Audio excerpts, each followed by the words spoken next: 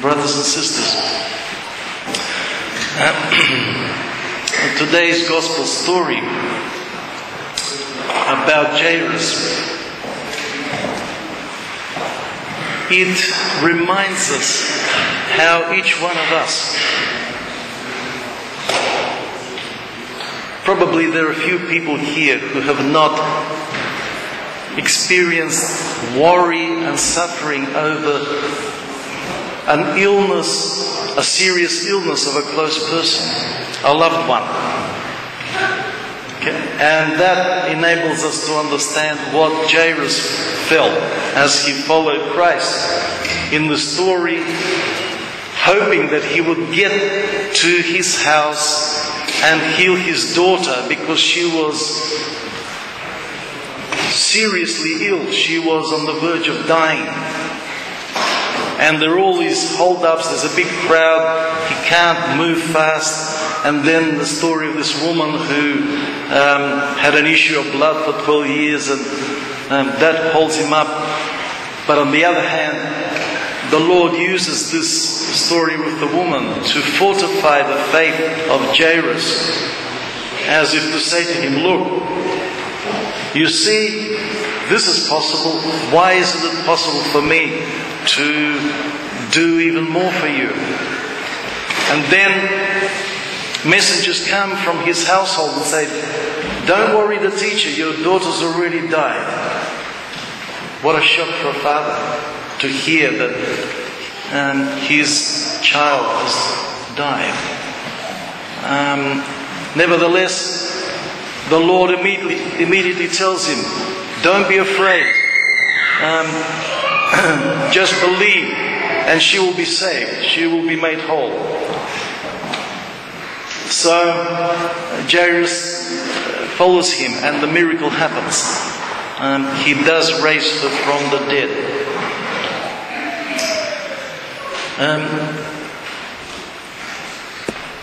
Even if we don't see such great miracles, raising of people being raised from the dead, there is an even greater miracle that each one of us needs to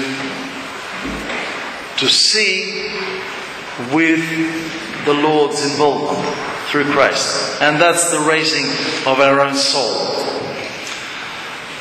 Our soul is like that little girl, Jairus' daughter. And that should be our attitude towards our soul. We live a life that is so carnal, so body-oriented, so materialistic, that we forget about our soul. And very often our soul just moans quietly inside, and we feel a vague feeling of discomfort, and we don't know what this is. We feel sometimes depressed, sometimes it's a feeling of sadness. We don't know what it's from, what it is caused by. But it is the illness of our soul. That's what it is. The soul hurts. It does. And sometimes we feel it physically, because there is a continuum. It's not that the soul is some vague, vapor that is disconnected from our body. It is intimately connected with the body. It is a continuum. Matter passes into another form of energy, which is our soul.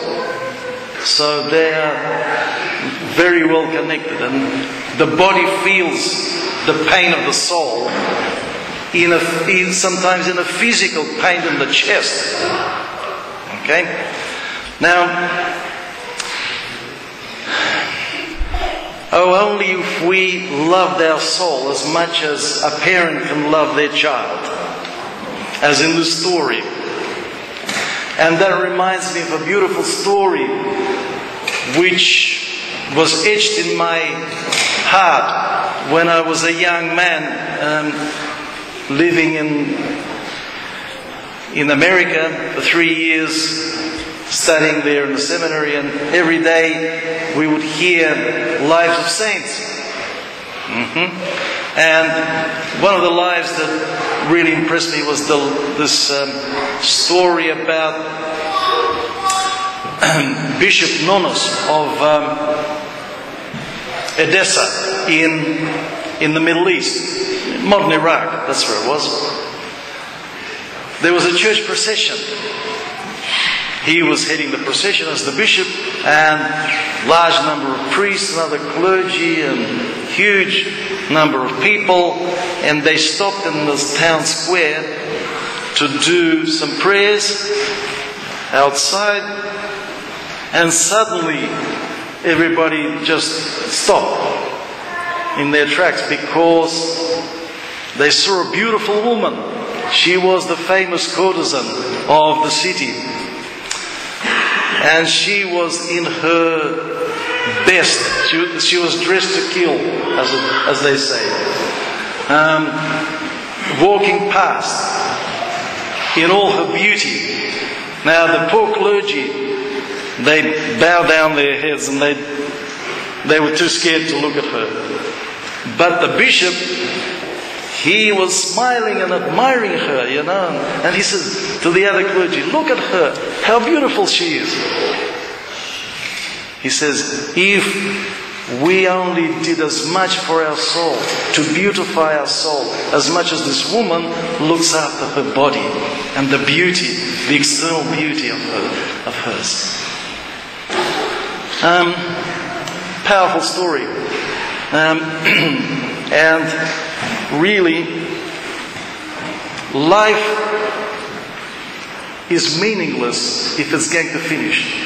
If there's no resurrection, like the resurrection, the raising of this little girl, if there's no raising of our soul, why are we living? What's the point if it's all going to end? No matter how rich you are, even if you're richer than Bill Gates, you've only got it for a little while and then it's going to be gone. Nothing's going to remain. Can't take it with us, whatever it is. I'm not talking about crude sort of riches and wealth, but even family attachments. See? If there is none of this healing and resurrection, what we've got to do is use this story as a model. This is us, each one of us. Our life is about following Christ. We follow Him in the hope that something inside of us, which we should love more than anything else, except for God, our soul, that we should desire that this soul is healed, is raised. Then Christ gives us a tangible feeling of a new life, a life that is indestructible. Even while we are in this body, we feel a parallel, another existence. See, as I said, there's a continuum between the body and the soul. It's all part of one. Traditionally, the church has never said that the body belongs to us, a realm that is impossible to understand. No, it is part of the created world. And our job is to follow Christ and to seek to love ourselves properly, to love the beauty, just like in that story about the bishop. To seek the beauty, to beautify ourselves inside, and following Christ to reach a life where we feel that it isn't ever going to end.